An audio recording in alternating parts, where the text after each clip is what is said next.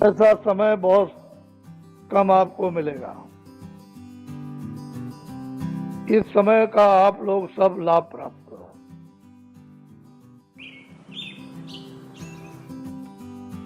ये अनमोल मनुष्य शरीर, इसमें विशेष करके बुद्धि दी है। उस बुद्धि से पीछे का आपका और आगे का सोचो। कभी शंका मत करो। शंका से अपनी जीवात्मा का विनाश होता है। जिन जिन लोगों ने शंका की उनका विनाश हो गया। अर्जुन ने कृष्ण पर शंका की तो अर्जुन को नरक में जाना पड़ा। आपने तो कृष्ण भगवान को देखा नहीं, तो आपका क्या होगा? जिन्होंने कृष्ण भगवान को देखा, जो साथ में रहे, वो शंका करते रहे, अंतिम गत्वा नरक जाना पड़ा। तो आप लोग विचार करो, जब भगवान कृष्ण नहीं थे, राम नहीं थे, बौद्ध नहीं थे, महावीर नहीं थे, तो भगवान तो पहले भी था। जब ये सब लोग आए अपने अपने समय में, तभी भगवान था। जब ये सब के सब अपना अपना काम करके चले गए, अभी भगवान है।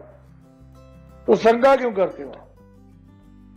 शंका से अपना पतन होता है।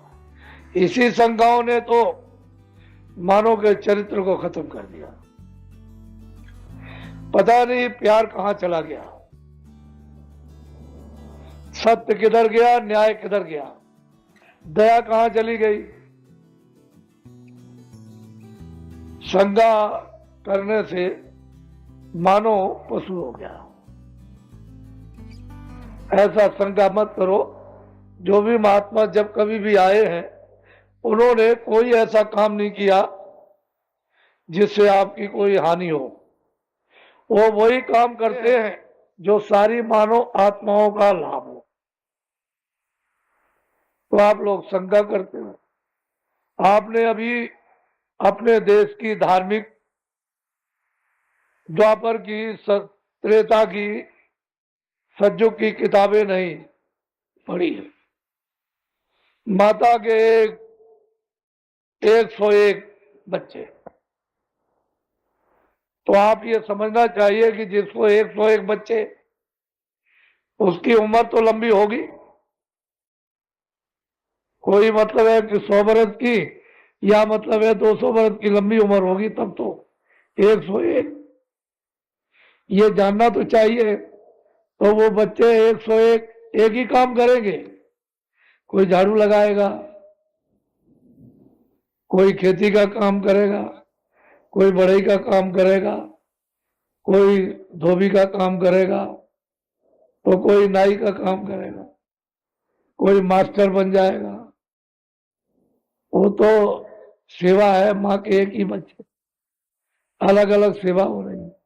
सब में परस्पर प्रेम, प्यार, मोहब्बत।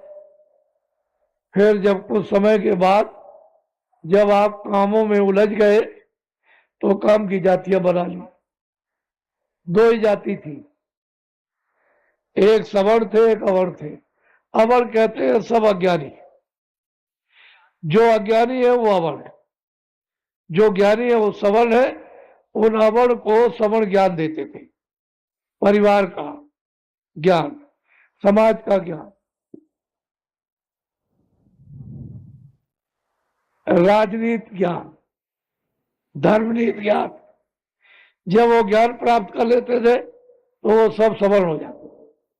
फिर उनके बच्चे जो पैदा हुए सब अवर्ण। फिर उन्होंने उनको ज्ञान दिया, और जब ज्ञान उनको प्राप्त हो गया तो वो सब सवर्ण। फिर वो पैदा हुए तो सवर्ण और अवर्ण क्यों झगड़ा करते हैं? जाति आती कुछ नहीं, सवर्ण और अवर्ण, ज्ञान और अज्ञान। और ज्ञानी अगर अज्ञानी हो जाए तो अज्ञानी है ही, तो दोनों में तूफान मच जाएगा। क्या मिनट लगेंगे?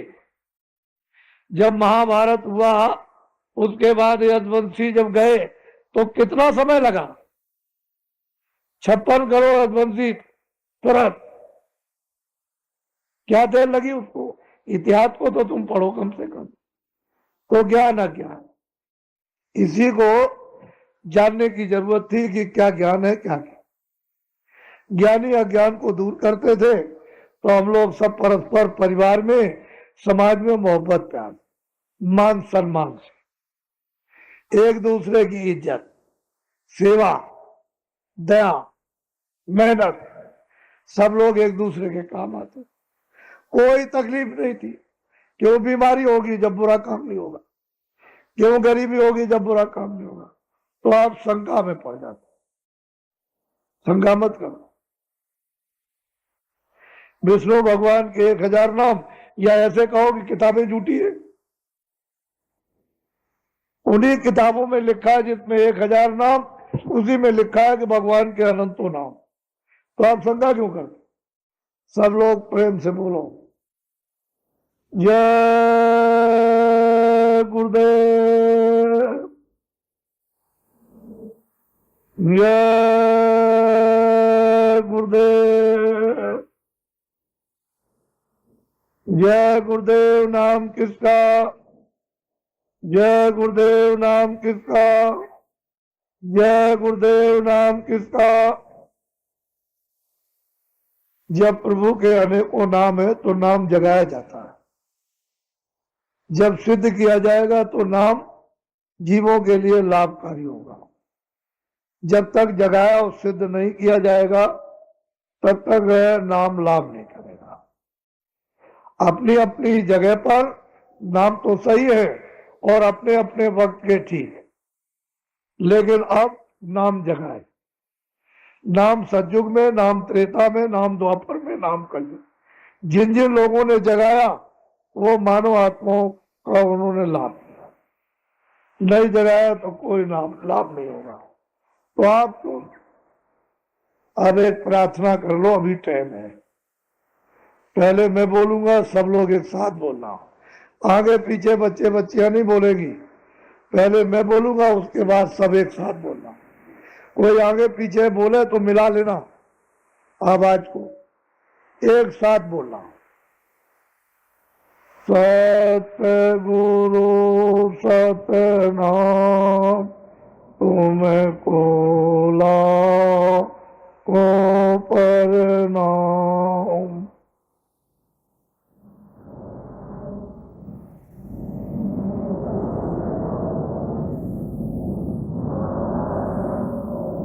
तुमको लाखों प्रणाम।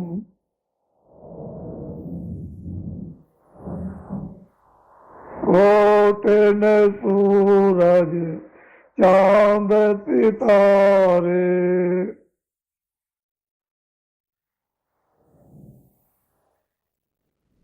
कोटिन सूरज चांद सितारे,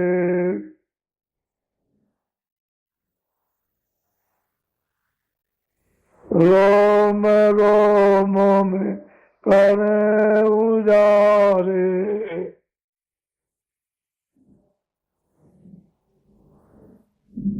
रोम रोम में करे उजारे।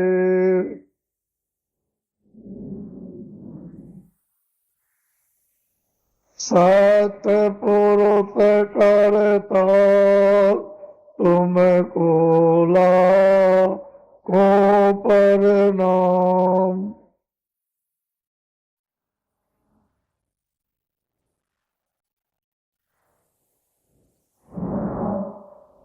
अरबों सूरज चांद सितारे,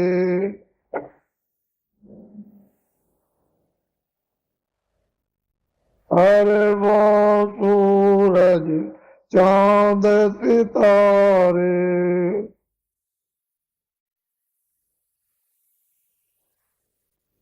रोम रोम में करे उजारे,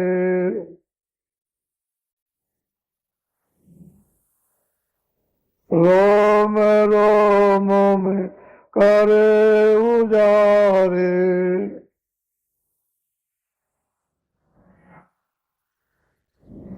अलग पुरुष करता तुमको लाखों प्रणाम।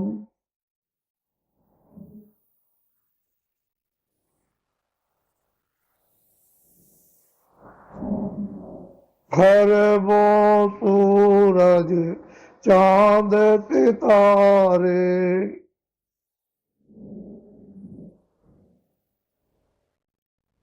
हर वो सूरज चांद सितारे,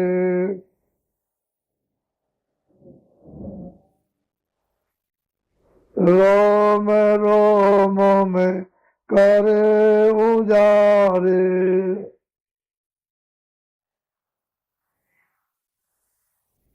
रोम रोम में करे उजारे,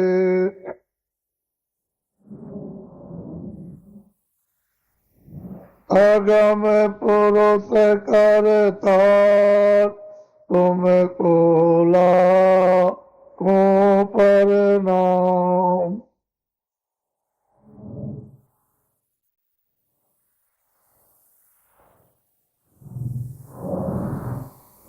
नील नील शशि मान उतारे,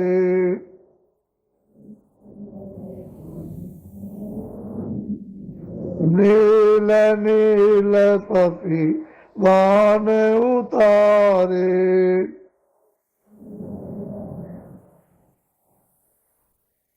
रोम रोम में करे उजारे,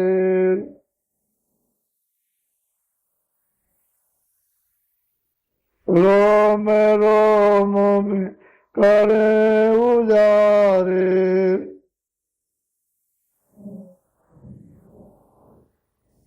अनामी पुरुष करता तुमको लाखों प्रणाम।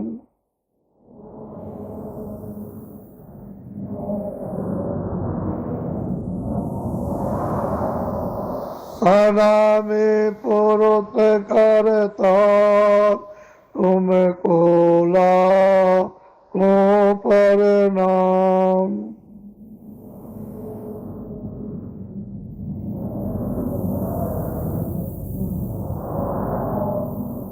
तुमको लाखों प्रणाम।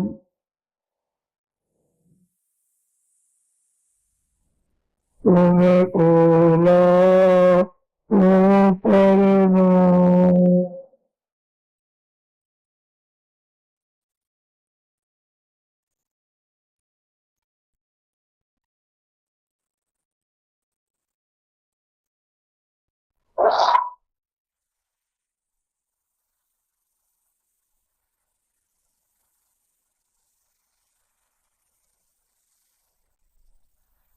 बच्चे और बच्चियों,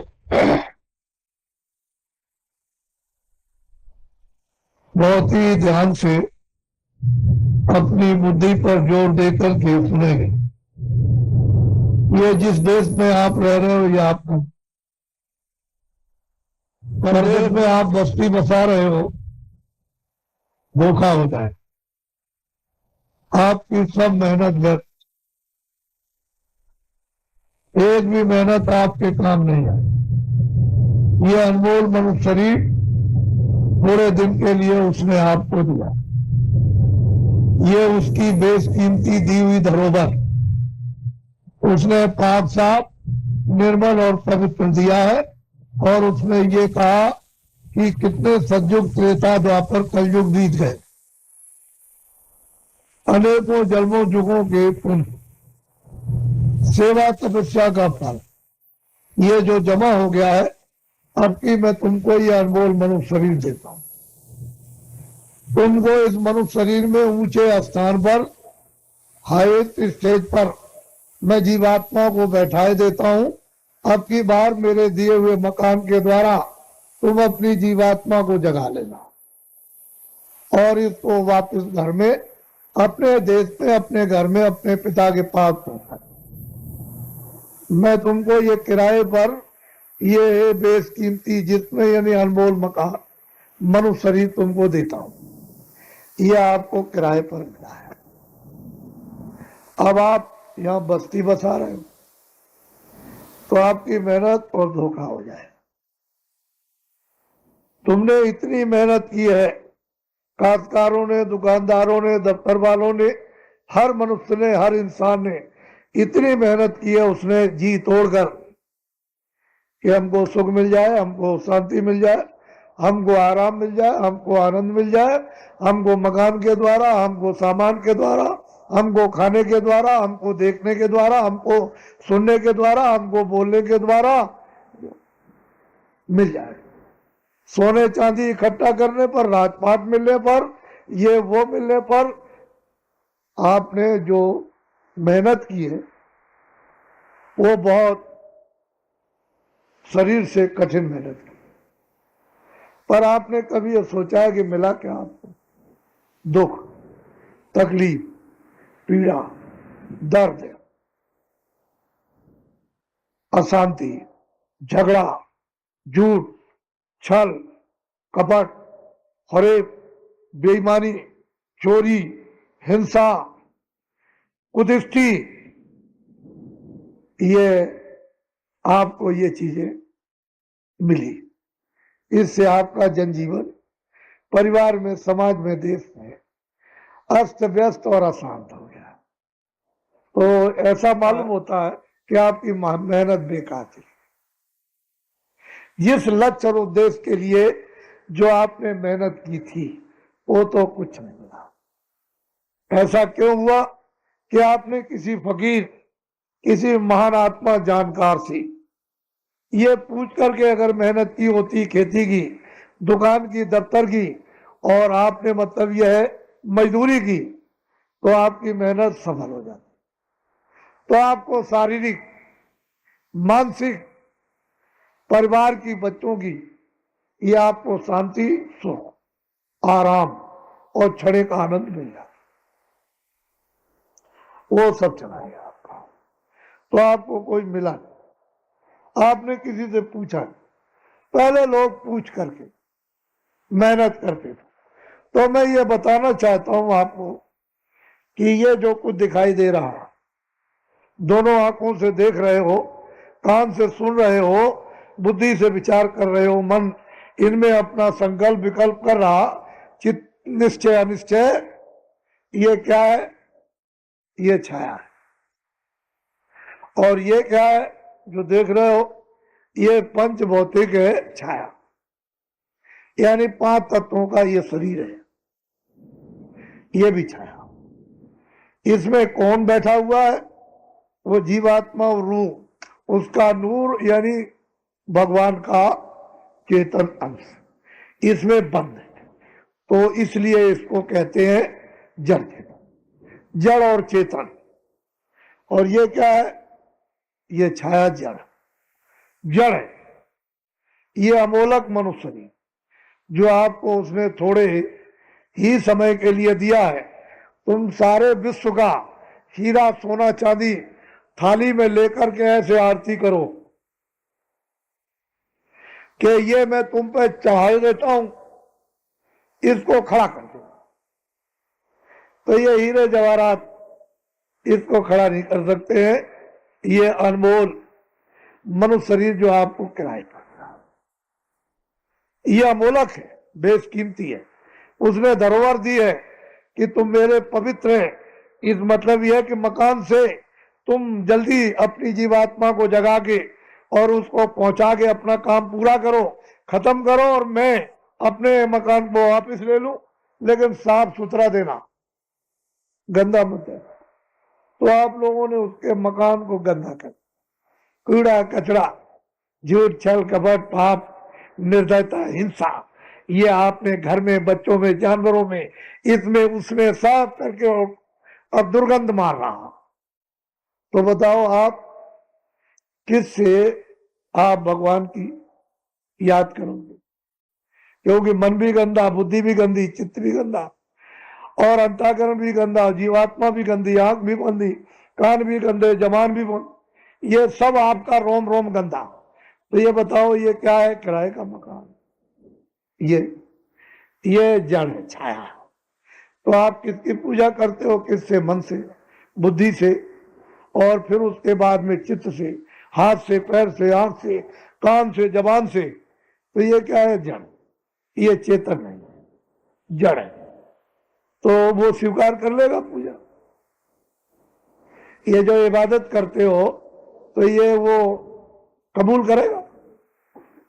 ना इबादत कबूल करेगा और ना आपकी पूजा स्वीकार करेगा, ना वो प्रार्थना, ना पाठ।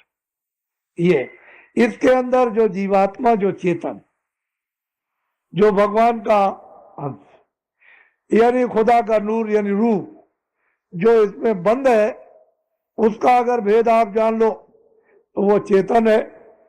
तो चेतन जीवात्मा, चेतन रूह, वो चेतन परमात्मा खुदा का वो पूजा और भजन कर सकते, तब कबूल हो जाएगा, तब कबूल होगा, स्वीकार हो जाएगा आपका। तो आपने जीवात्मा से तो पूजा और भजन किया नहीं, आपने रूह से तो इबादत की नहीं, आपने छाया से की, तो ये तो उधर जाएगी नहीं, ये तो जड़ है। और वो जीवात्मा चेतन, उसका आपको, रूह का आपको कोई इल्म और कोई आपको ज्ञान नहीं। तो अब ये बताओ, मेहनत तो आपकी सब है। आपको मालूम है कि कितने युगों के बाद ये दिया गया, और फिर इसको आप नष्ट किए देते हो। तो आप इसमें कि मेरा, कहता मेरा, वो कहता है मकान मेरा, ये बगीचा मेरा, ये मेरा, और ये सब गांव मेरा, और ये घर का सामान मेरा, और ये जमीन मेरी। दूसरा कहता है तुम्हारा नहीं, मेरा है। और कोई आ गया, उनका देखो लठ है, ये मेरा।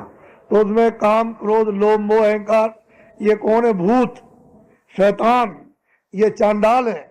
ये घर में घुस जाएंगे, उसके उसके उसके, तो ये बुद्धि को पागल कर देंगे। तो जब बुद्धि को पागल रहेंगे, छोटे बड़ों का, घर में बच्चों का, माँ का, पिता का, आपको क्या ज्ञान रहेगा? कुछ नहीं, कुछ नहीं ज्ञान रहेगा। इसी बीच में आपका समय पूरा होगा। मालिक बुलाएगा अपने सिपाहियों को, चलो सिपाहियों जल्दी से लो ये वारंट, जाओ वो लल्लू सिंह, वो लखन सिंह, वो श्याम देवी, वो नूरजहां, वो मतलब यह है कि जहांगीर, वो उनका वक्त समय पूरा हो गया, ये वारंट ले जाओ और मकान जल्दी खाली करा लो।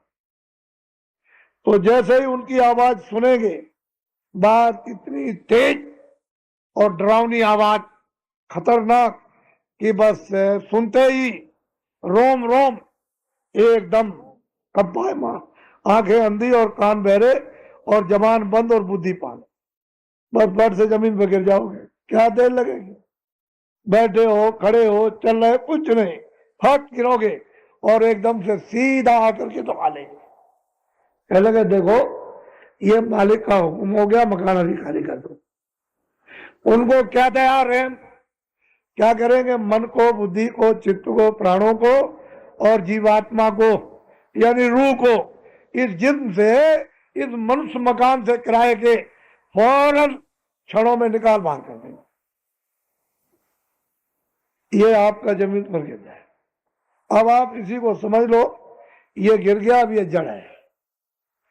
आंख न देख सकती है, न कान सुन सकते हैं, न वाणी बोल सकते, न हाथ पैर हिल सकते, ये जड़ है। और ये क्या है? ये भी जड़ है। जिसने जिसकी मेहनत की है इकट्ठा करने की, वो भी जड़ है, ये भी जड़ है। अब ये ना उसके काम नहीं है। अब आप खुद इस बात को सोचो, बुद्धि से सोचने का काम करो।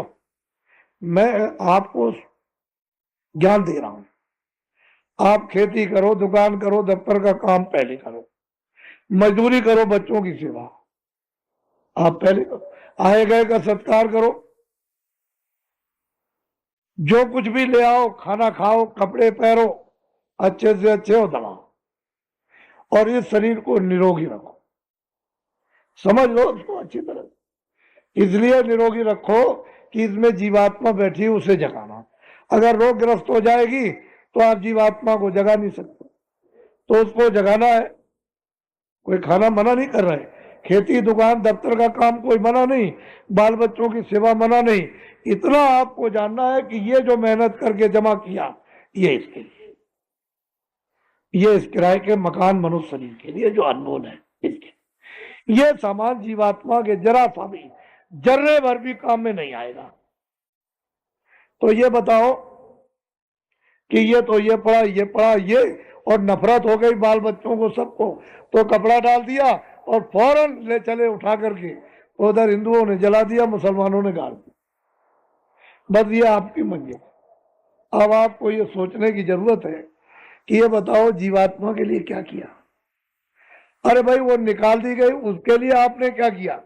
वो तो आप कम से कम सब लोगों को सोचना चाहिए कि ये तो आपने जो किया था वो इसके लिए, तो ये पड़ा, ये पड़ा, इसको फूक ताप करके इसका नाम निशान खत्म कर दिया। इसमें से जर्रे भर कण मात्र सुई की नोक भी आपके साथ नहीं गया, न इसमें से कोई मदद। तो आपको दो अधिकार दिए, एक अच्छे काम करने का, एक बुरे काम का। बुरा से बुरा काम करो, अच्छा से, उसकी तरफ से कोई रोक टोक नहीं। जो भी तुम अच्छे बुरे काम करोगे सब उसके यहां लिखे जा रहे। और जब ये समय आएगा तो फौरन, यानी सेकंड भी निकाल कर और उधर ले जाकर के आपको खड़ा कर देगा। वो मजिस्ट्रेट है, वो पूछेगा कि जमीन पर, इस धरती पर, यानी कितने गुनाह किए और कितने नेक काम किए, कितने पाप कर्म किए, कितने पुण्य किए। तो आपकी फाइल पूरी नक्शा। तो आपने 50 वर्ष में, 60 वर्ष में, 70 वर्ष में जो कुछ भी आपने किया है, नाक काटे, कान काटे, आदमी के, जानवर के, पशु के, चोरी की है, झूठ बोला, धोखा दिया, बेईमानी की है, डकैती डाली, पूजा की है, इबादत किया है, भूखे को दिया है, किसी बीमार को दवा दी, वो सब वहां लिखा। अच्छा बुरा। लेकिन एक बात यह है कि कपड़ा को धो डालो या धो भी धो दे और तारकोल में बोर दो तो उसका तो अस्तित्व खत्म हो जाएगा। तो जब आप पुण्य करोगे और ऊपर से पाप उस पर लादोगे तो पुण्य का अस्तित्व और उसका असर खत्म हो गया। तो आपका तो पुण्य कुछ रह नहीं गया, सब खत्म हो गया, वही पुण्य पाप में परिणत हो गया। तो उधर में वो हिसाब कर देगा। ये 2 मिनट नहीं लगते। चलो सिपाहियों, इसने जमीन पर रह करके, इसको बताया गया था ये अच्छा ये बुरा, इसको आजादी अधिकार दिया था, तो इसने महात्मा की, रामायण की, गीता की, कुरान की, पुराण की, बाइबिल की, वेदों की एक बात को नहीं माना इसने। चलो इसको ले जाओ नाम वाले नरक में। तो नरक अनेक है, 1-2 नरक तो है नहीं। पहले तो ये 4 खाने, 84 लच्छियोनियां, अनेक नरक। जाओ इसको 75 लाख बरस तक तो इसको काटो और 1 करोड़ बरस तक इसको जलाओ। तो आपके तो कितने सतयुग और त्रेता और द्वापर कलयुग बीत जाएंगे। ये मनुष्य तो बच्चा मिलने वाला है तब। फिर वो किसको क्या कहते हैं, फरिश्ते, जमदूत, वो तो आपने देखे नहीं, कितनी कुटाई और पिटाई, इतनी सख्त सजा देते हैं। तो ये तो 2 दिन की चांदनी, फिर अंधेरी रात। तो खेती करो, घर बार नहीं छोड़, पहले खेती, दुकान, दफ्तर का काम कैसे करो, ईमानदारी मेहनत।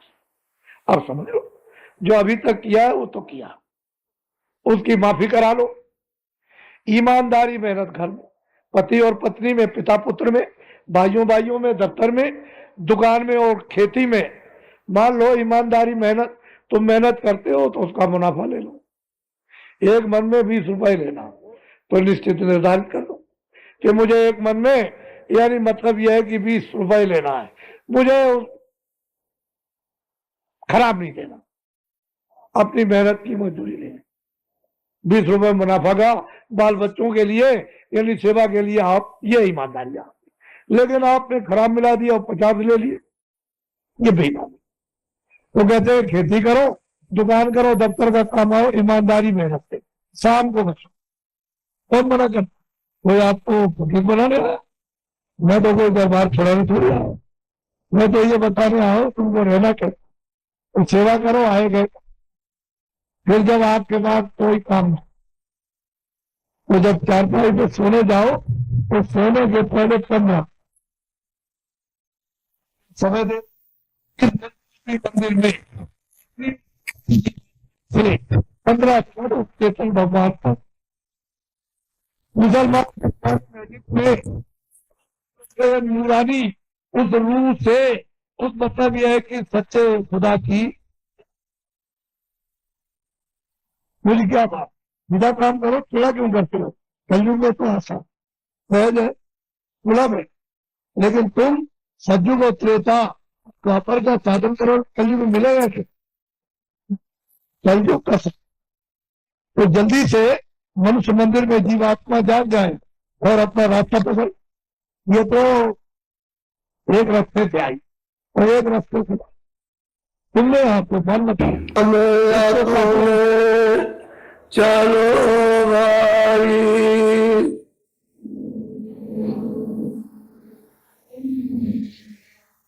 कराए देश क्यों रहना,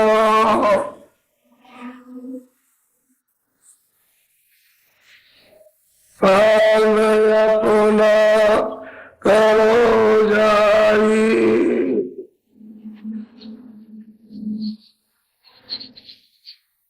पराए काम नहीं पसना,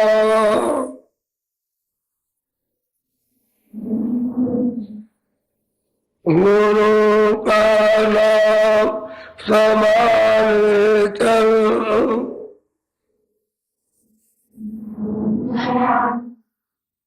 यही है दाम गठबंधना,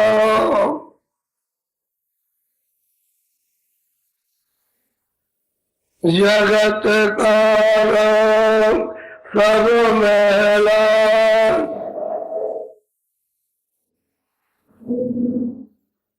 गुलाले मान यह कहना,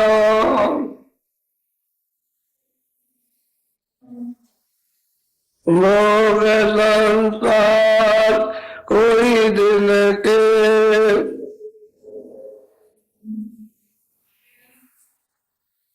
सहज में त्याग ते चलना,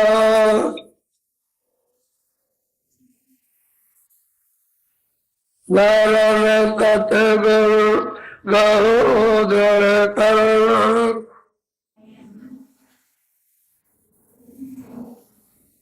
करो यह काम तिल रहना,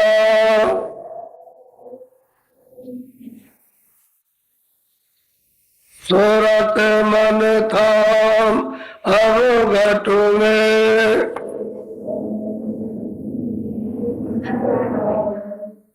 पकड़ दुन ध्यान धर गगना,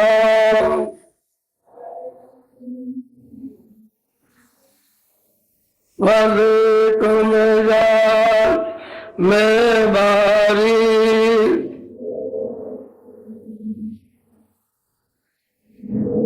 विनायक जो नहीं खुलना,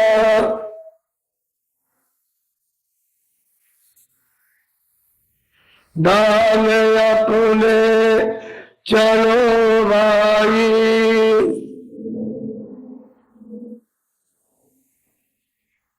पराए देश नहीं रहना,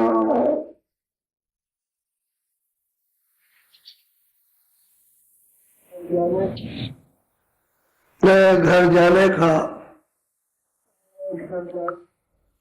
रास्ता जीवों को कोई बताता नहीं है, इसलिए कि उनको रास्ता मालूम नहीं। कथा कहानियां किस्से कहानियां तो ये सुना दिया है, लेकिन घर का रास्ता वही बताएगा जो उसको जानता होगा, बिना जाने कोई नहीं बता सकता। और जब तक घर का रास्ता जाने का नहीं मिलेगा तब तक आपका छुटकारा भी यहाँ से नहीं होगा। क्योंकि आप तो वहां जाल में कर्मों के फंसे हुए हो, ऐसे उलझे हुए हो कि आपका बस नहीं है कि आप कर्मों के जाल से निकल जाओगे। वो तो महात्मा जब अपनी सीख और समझ और दया करते हैं तो धीरे धीरे ये सब गुत्थी जो उलझी हुई है मन में, बुद्धि में, चित्त में, ये सब सुलझती है और यथार्थ संसार का यह ज्ञान होता है कि है क्या। सही बात एकांत में सोचा जाए अकेले बैठ करके तो ये कुछ नहीं है, ये उसका एक खेल और तमाशा है। वो खेल तमाशा उसको वही जानता है और हम अंधेरे में बैठे हैं तो हम नहीं जान सकते। पर जब वो महात्मा मिल जाए और घर का रास्ता बता दे और कृपा दया उनकी हो जाए तो अंधेरा दूर हो जाता, उजाला हो जाता, दृष्टि खुल जाती है। उसी दृष्टि को कहते हैं ज्ञान दृष्टि, उसी दृष्टि को दिव्य दृष्टि कहते हैं, उसी को तीसरा नेत्र शिव नेत्र कहते हैं, ज्ञान चक्षु कहते हैं उसी को। तो वो आग तो वैसे सबके पास है, लेकिन सब खोल नहीं सकते जब तक उसका जानकार ना मिले और खोलने की युक्ति न दे तब तक इनको नेत्र नहीं मिल सकता, खुलेगा नहीं, क्योंकि वो तो बंद पड़ा हुआ, झुक के जो बीत गए। कोई आज का हो तब तो कुछ कहा भी जाए, कितने जो जब से सुरते आई हैं और कर्मों का जब से आपको ये अधिकार मिला कर्म करने लगे तब से अभी तक अंधेरे अंधेरा है, आंख नहीं खुली है। तो ये जीवात्मा सबकी सब सो रही है, अचेत है, इनमें कोई चेतना अपनी नहीं है। ये तो जड़ हो गई, इस शरीर में भी जड़ है और जाएगा उस शरीर में भी जड़ है और जड़ी क्रियाओं को करती है। इसलिए उन जानकारों की जरूरत है, आवश्यकता है जिन्होंने घर का रास्ता देखा और घर आते जाते। हम सब जीवों का जो घर है वहां आते जाते उनकी जरूरत है। और जब जब महात्मा इधर आए 700 वर्ष के अंदर सबने यही कहा कि तुम उनकी खोज करो। अपने वक्त में सबने कहा कि खोज करो उन महात्माओं की जो घर का रास्ता जानते हैं, जिन्होंने देखा है। वो मिल गए तो तुम तो भूले हो, तुमको रास्ते पे ला करके और घर उसी रास्ते से पहुंचा देंगे जिस रास्ते से आप आए हो। हम लोगों के पास में इतनी समझ नहीं है कि इतनी समझ लें कि भाई संसार क्या, चलो महात्माओं की खोज करें। बस ज्यादा से ज्यादा आप मथुरा जी आ गए, बहुत ज्यादा से ज्यादा आप हरिद्वार चले गए, बहुत ज्यादा द्वारका रामेश्वरम चले गए, कोई काशी, कोई अयोध्या चला गया और कोई कहीं जंगल में, ऐसा जो जिसका जहाँ हिंदू मुसलमानों का तीर्थ हुआ वहां पहुंच गए और वहां से बस ये दौड़ा। तो वहां भी अंधेरा, यहाँ भी अंधेरा, वहां भी सब अंधेरे में रहते हैं और यहाँ भी अंधेरे में रहते हैं। अब रास्ता देखा जिसका है, जिसने रास्ता देखा है वही आपको दिखा सकता और कोई नहीं दिखा सकता। तो हम लोग ऐसी जगह पहुंच ही नहीं पाते कि जहाँ मतलब यह है कि रास्ता मिले और हम रास्ते में चल के देखते जाए, तब तो ये सब आपका ये भ्रम सब छूट जाए। तो कोई बताने वाला तो रह नहीं है, क्या जो बताने वाले रहते हैं फिर का वो तो ऐसे रहते हैं कि मतलब यह है कि साधारण, क्या उनको कोई पहचान पाए भाई इनके अंदर क्या है, किसी को नहीं पहचान पाया। तो एक आया चमार में तो जूते काटता रहा और पूरा महात्मा महापुरुष। ये राजस्थान के राजा रजवाड़े, ये जागीरदार वहां जाते रहे काशी मुक्ति को प्राप्त करने के लिए। तो वहां काशी में शौहरत हुई। ये एक महात्मा है, जूते काटते हैं लेकिन बहुत पहुंचे हुए महात्मा। तो लोगों को उत्सुकता होती है, चलो भाई काशी आए, काशी में रहते हैं तो जरा देखा जाए। तो कह लगे ऐसे मत जाइएगा, नहीं आपकी बदनामी हो जाएगी। कह लगे क्यों? कह लगे लोग कहेंगे कि ये छत्री होकर के और वहां हरिजन का चमार का दर्शन करने के लिए गए। तो कह लगे कब जाए, का अंधेरा हो जाए तब जाएंगे। रहदार जी वो जानते थे, उनको मालूम था कि कोई आएगा, तो उन्होंने कहा कि अच्छा चलो ठीक है, एक दिया जला लिया, वहां बैठे। कुंडी में चमड़ा भीग रहा और बैठे हुए काम तो उन्होंने अपना सूरज डूबने के पहले ही खत्म कर लिया, फिर वो कोई काम नहीं करते थे, बस उन्होंने काम किया। अब वो जब अंधेरे में आया कि भाई हम महात्मा जी के दर्शन करना चाहते, तो लोगों ने कहा कि भाई वो बैठे हुए, कभी बैठते नहीं थे, सूरज डूबने के पहले ही चले जाते थे, आज पता नहीं वो क्यों बैठे हुए। तो देखो वो बैठे हुए, तो गया तो जाकर के उनको ऐसे प्रणाम किया और उनके दर्शन किए, प्रणाम किया। तो उन्होंने कुंडी में जो चमड़ा भीग रहा था उसको लिया, कहने लगे ले ये चरणामृत है। तो उसने हाथ में ऐसे लिया और रैदास जी ने ऐसे करके ऐसे देखते रहे, उसको ऐसे दे दिया। उसने क्या काम किया कि पिया तो नहीं, तो उसके इधर कपड़े में पड़ा और जो पगड़ी अगड़ी जो बातें थे कुछ उसमें लग गया, तो चमड़े का मतलब यह कि पानी था तो दाग पड़ गया, दाग लग गया। अब वो दाग लग गया तो जब वापस लौट के गए तो बस वो लेकर के प्रणाम किया और जल्दी है। तो ये सोचते गए कि अच्छा हुआ हमारा धर्म बच गया, हमारा धर्म बच गया कि हमने मतलब यह है कि कपड़े में डाल दिया, चलो मतलब यह कि उनका मान सम्मान से बस। वहां गए तो वो दाग लगा हुआ, पगड़ी खराब हो गई, कपड़ा भी खराब हो गया। तो कहा उतारिए उतारिए, जल्दी से उतारिए। उतारा, दूसरे कपड़े बदले, तो कहा अच्छा ये कपड़ा बहुत बढ़िया है, और धोबी को बुला के दे दिया, धोबी को दे दिया। धोबी जा रहा था किसी शादी में, तो अपनी लड़की से कहा कि ये एक राजा आए हुए, उनका ये कपड़ा है, तुम धो करके ले आओ, दाग न रहने पाए। तो लड़की गई धोबिन की, वो गंगा जी के किनारे धोती रही, तो दाग नहीं छूटे, तो बहुत परेशान हो गई। उसने सब कुछ लगाया, दाग नहीं छूटा। उसने क्या काम किया कि उतना ही जितना हिस्सा था उसको ऐड करके मुंह में और दबा करके चूसने लगी, तो दाग छूट गया, दाग छूट गया। और उसका आरक जो था वो उसके मुंह में चला गया। तो जब चला गया तो लड़की जो छोटी थी उसकी आंख खुल गई, तो कुछ का कुछ देखने लगी और कुछ कहने लगी, कुछ देखने लगी। उसी वक्त से घर में आई तो अपनी माँ को उपदेश करने लगे कि ये क्या है, ये कुछ नहीं, ये हुआ ज्ञान का उपदेश, और तुम ये क्या करती हो। ऐसा उसको तो ताज्जुब हुआ कि लड़की ऐसा कभी नहीं बोलती थी, आज ही ऐसा कैसे, ये क्या हो गया।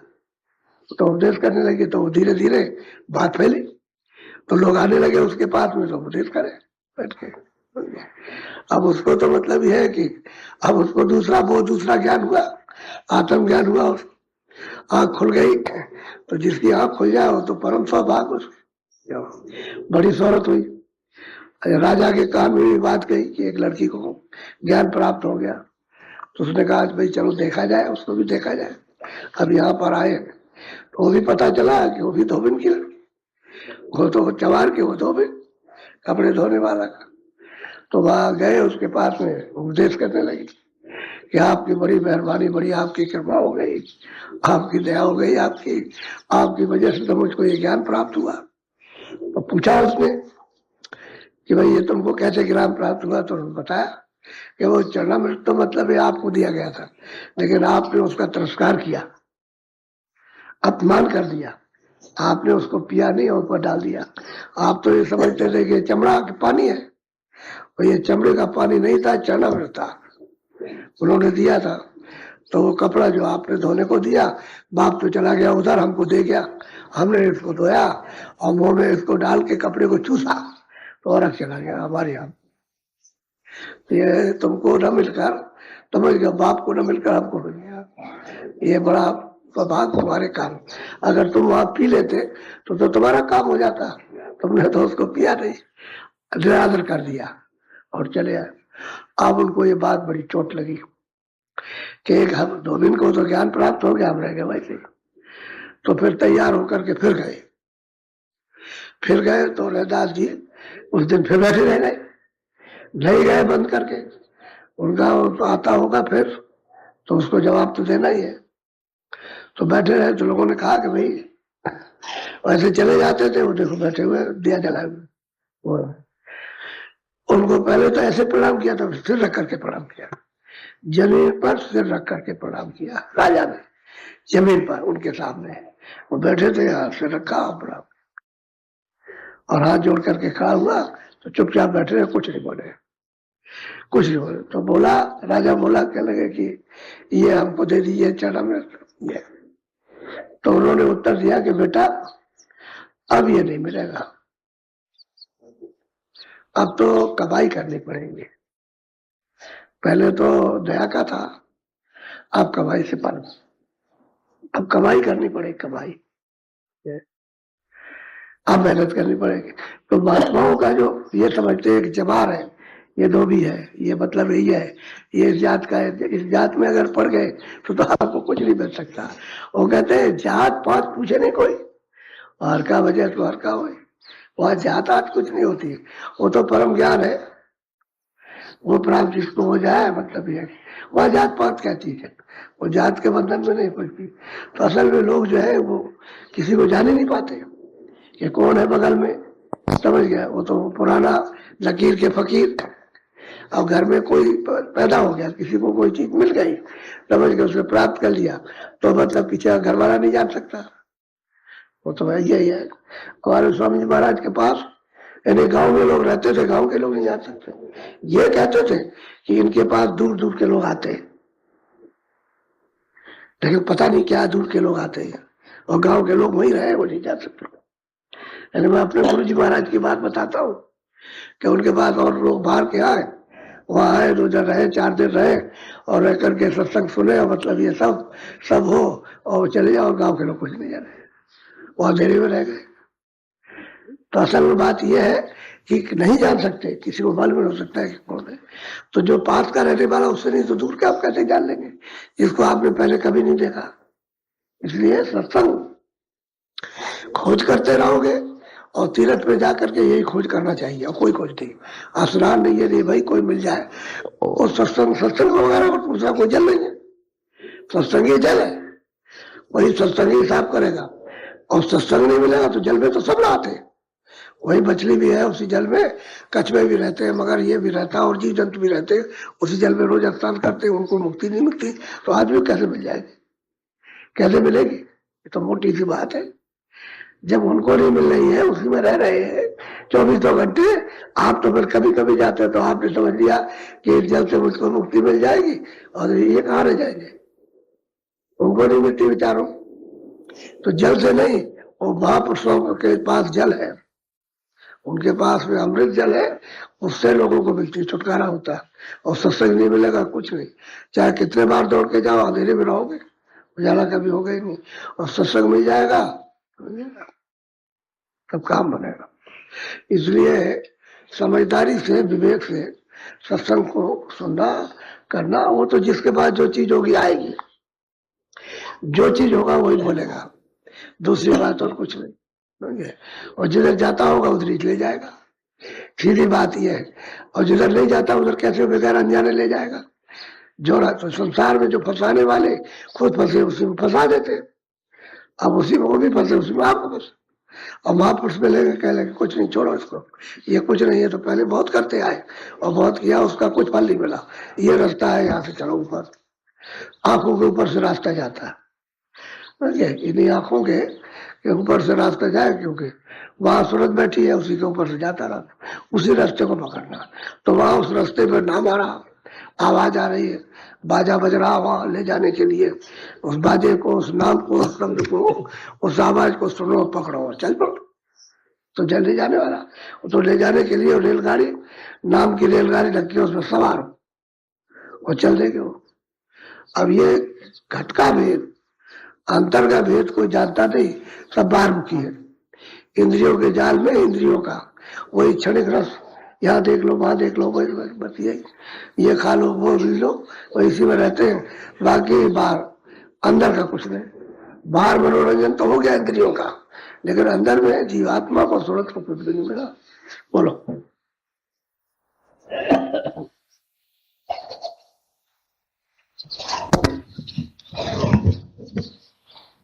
मुसाफिर रहना तुम होशियार, ठगों ने आन बिछाया जाल। सबको प्यार से समझाते हैं, ऐ मुसाफिर, तुमने घर छोड़ दिया है तो मुसाफिरी में हो। अपना देश छोड़ा, अपने पिता को छोड़ा, अपना सुख छोड़ा, अपना आनंद छोड़ा और पराये देश में आनंद ढूंढ रहे, तो मुसाफिर हो। कह लगे मुसाफिर, अब के तुम मनुष्य शरीर में आ गए हो।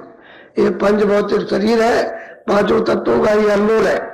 इसके अतिरिक्त पांचों तत्व किसी में नहीं है। पशु में नहीं, पंछी में नहीं, कीड़े में नहीं, जल के जीव में नहीं, थल के जीव में नहीं, नरक में नहीं है। ये पांचों तत्वों का है। ये कहते हैं कि तुम इसमें सफर कर रहे हो, मुसाफरी। होशियार रहना, जितने भी अगल बगल के अड़ोस पड़ोस के रिश्तेदार घर वाले सब ठग है। ठग उसको कहते हैं जो धोखा दे दे। सब धोखा दे रहे हैं, सब तुमको भरमा रहे, बरगला रहे और काम तुमसे ले रहे और तुम्हारे एक भी साथ नहीं आएगा, एक भी काम नहीं आएगा तुम्हारी मदद करे। कहते हैं इनसे होशियार रहो।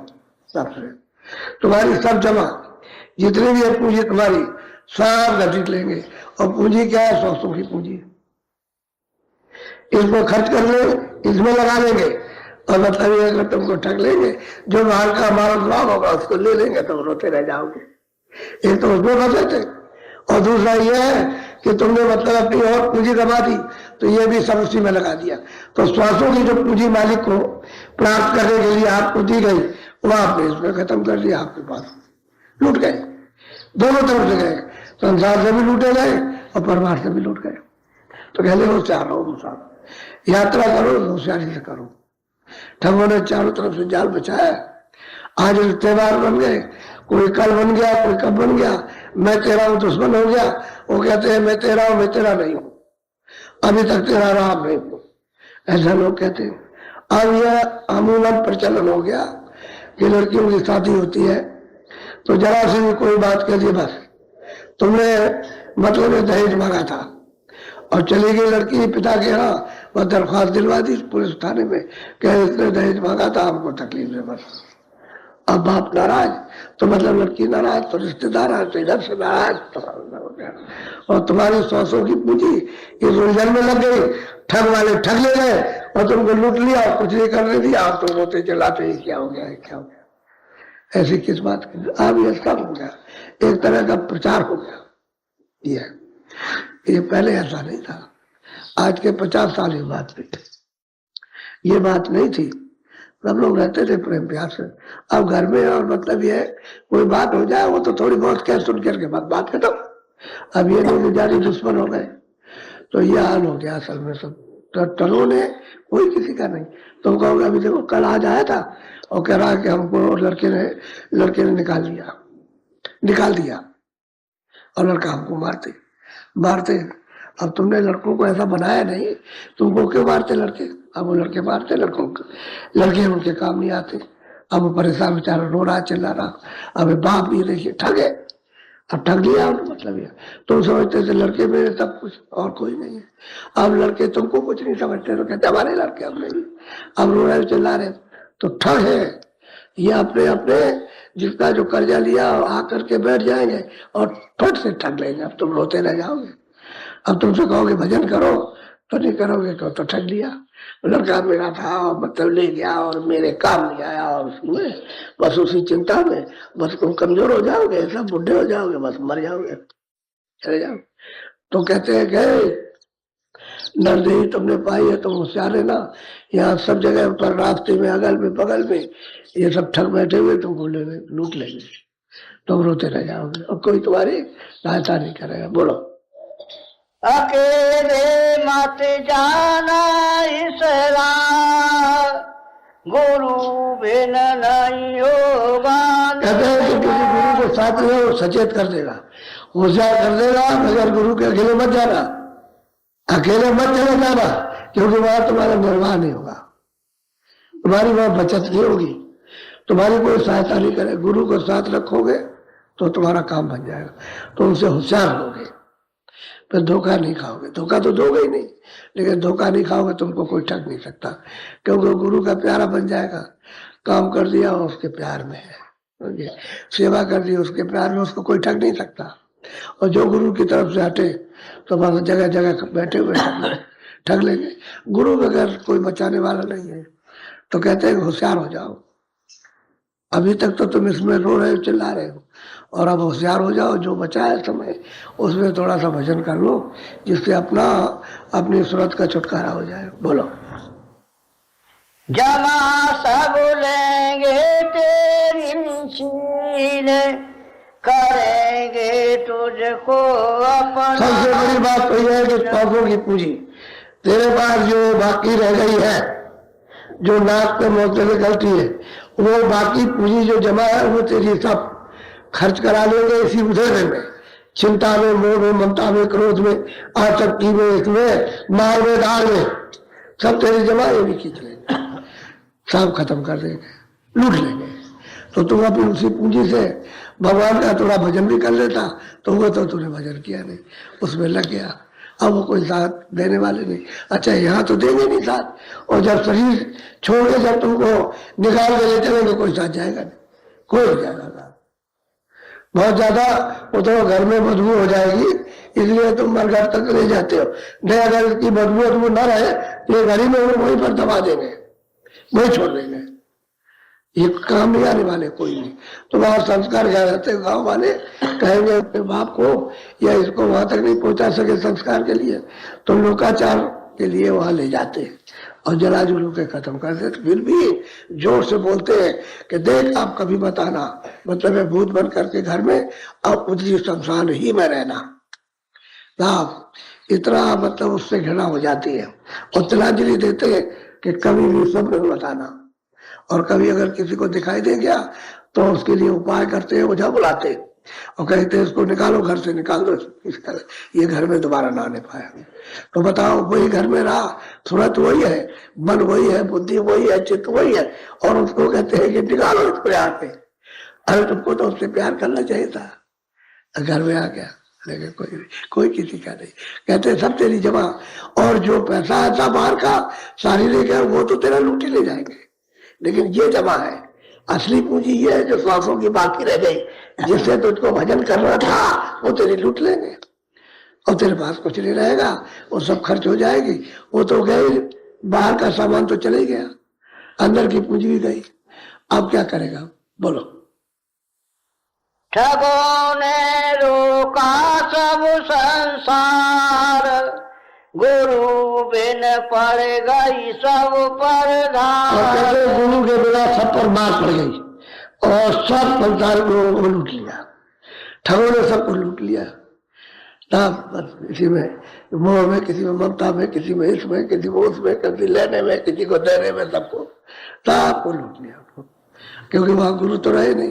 अब मार सब पर पड़े, रो सब रहे, चीख रहे, चिल्ला रहे, कोई कैसे कोई कैसे, भाग से एक तरह से चलाते, बड़ी पीड़ा हो रही। बोलो। मान लो कहना मेरा यार, संग न तजना पकड़ किनारे। मेरे काम करो, तुम बड़े दोस्त मेरे मित्र हो, ऐसा तो तुम मतलब यह है कि इनको मतलब एक किनारे लगा लो, इनको समझ करके इनको थोड़ा किनारे छोड़ दो, और जो हम कहें उसको कर लो। यानी हमसे मतलब हम कहे कि तुम ये भजन कर लो ये, और इनका किनारा थोड़ा सा किनारे आ जाओ, उसमें बीच में मत पड़ो, किनारे हो जाओ। जो ये करते हैं उनको करने दो, तुम तो किनारे निकल आओ, तब तो काम बन सकेगा। और समझ कुछ आई नहीं, उसी में पूछे रह गए तो समय भी खत्म हो जाता, और क्या होता। बोलो। गुरु बिन पड़े कोई नहीं रखवार, कहूँ मैं तुमसे बार। ये बात सच है कि आपकी रखवाली करने वाला, आपकी मदद करने वाला कोई नहीं, बस वो सारी दिखावा है, हम तुम्हारे हैं तुम हमारे हो, उनके हो कुछ।